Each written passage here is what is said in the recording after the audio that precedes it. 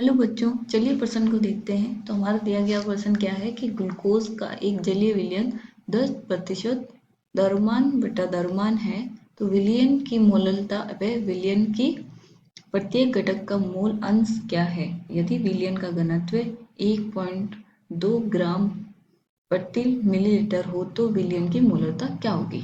तो सबसे पहले हमें क्या दिया गया है कि ग्लूकोज है हमारा, उसका क्या है, जलीय विलयन है और वो कितना है 10% द्रव्यमान बटे द्रव्यमान है। तो विलयन की क्या निकालनी है हमें, तो मोललता और मोल अंश, और सबसे लास्ट में क्या निकालना है हमें, मोलरता। और घनत्व हमें दिया गया है 1.2 ग्राम प्रति मिलीलीटर। ठीक है, तो सबसे पहले हम लिखेंगे हमारी मुख्य अवधारणा। तो वो क्या हो जाएगी, मुख्य अवधारणा। तो वो हो जाएगा विलयनों का सांद्रता पद के आधार पर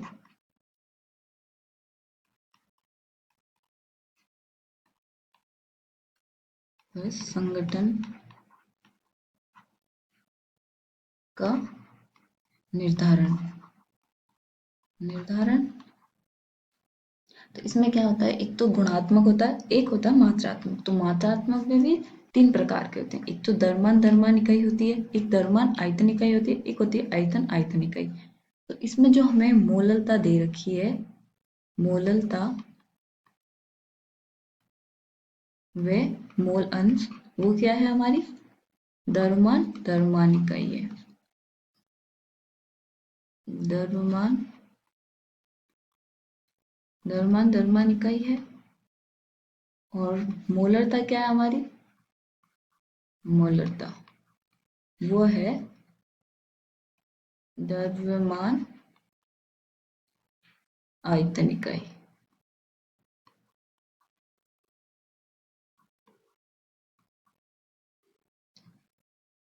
तो चलिए सबसे पहले आप समझते हैं, हम प्रश्न पे आते हैं। तो हमारे क्या दिया है कि एक जलीय विलयन है, वो क्या है 10%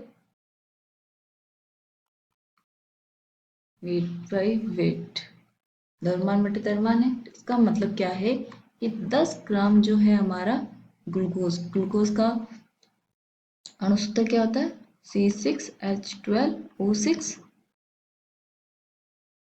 1 ग्राम क्या है, 10 ग्राम क्या है, इसमें हमारे 10% जलीय विलयन का मतलब क्या होगा, 10 ग्राम ग्लूकोज व 90 ग्राम हमारा क्या है H2O जल।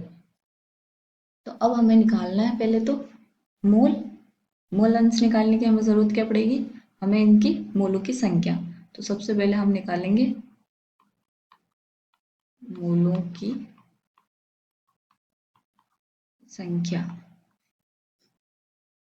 सबसे हम पहले हम मोलों की संख्या निकालेंगे, एन हम बोल देंगे मोल, मोल निकालेंगे हम C6H12O6।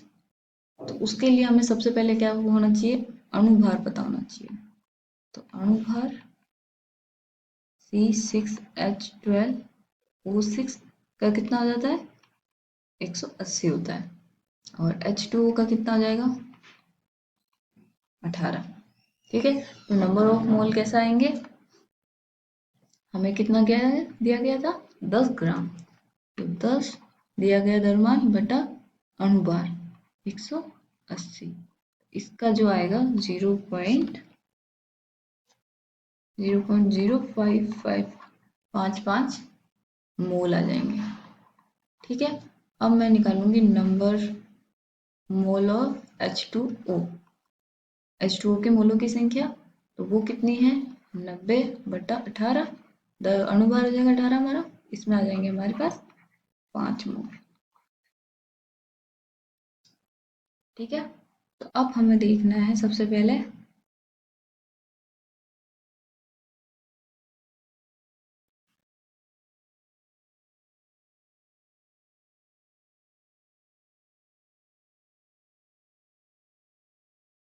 मोल अंश। तो मोल अंश क्या होता है,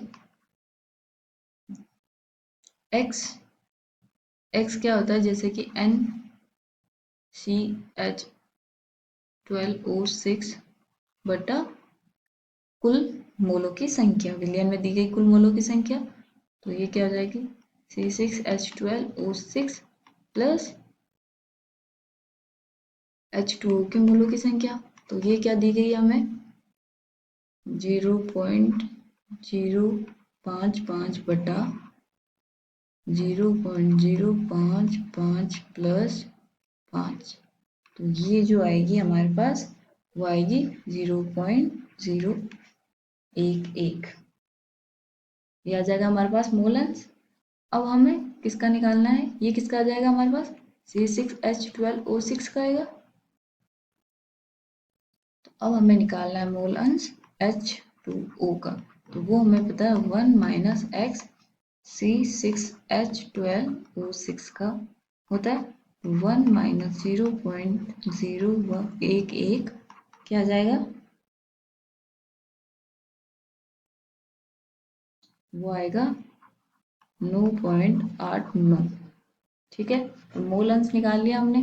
अब हमें क्या निकालना है, मोललता भी निकालनी है। तो हमारी मोललता क्या होती है, कोई भी 1 kg में विलायक में घुले हुए मोलों की संख्या। तो वो हमारी क्या आ जाएगी, मोललता।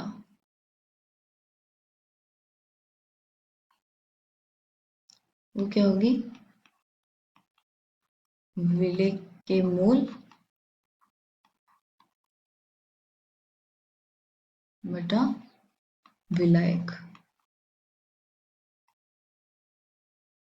वो किस में होना चाहिए हमारा, केजी में।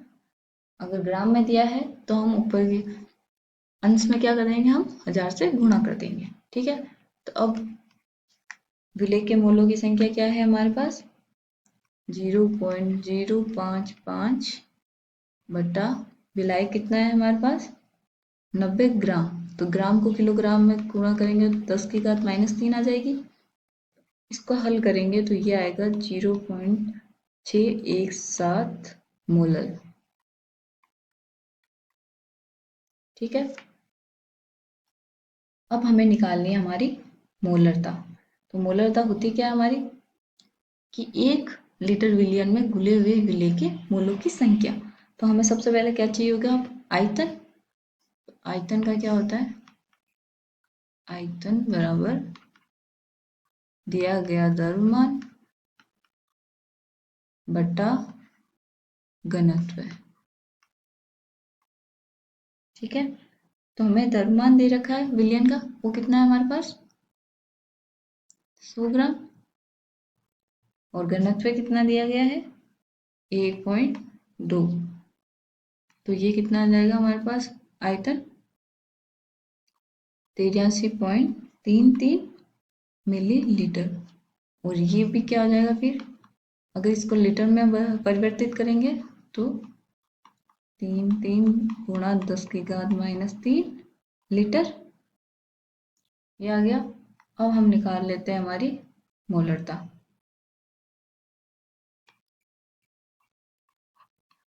मोलरता वो क्या हो जाएगी,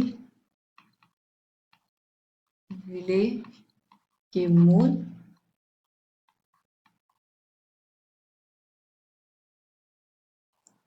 विलयन का आयतन, वो भी किस में होना चाहिए, लीटर में। ठीक है, तो विलेय के मोल कितने थे हमारे पास 0.055। आयतन क्या आया था अभी हमारा 83.33 गुणा 10 की घात -3। तो इसको हल करने पे जो हमारा आएगा वो आएगा 0.66 m। मोलरता की इकाई है ये। तो ये आ गई हमारी मोलरता। आशा करती हूँ आपको समझ में आया होगा। धन्यवाद।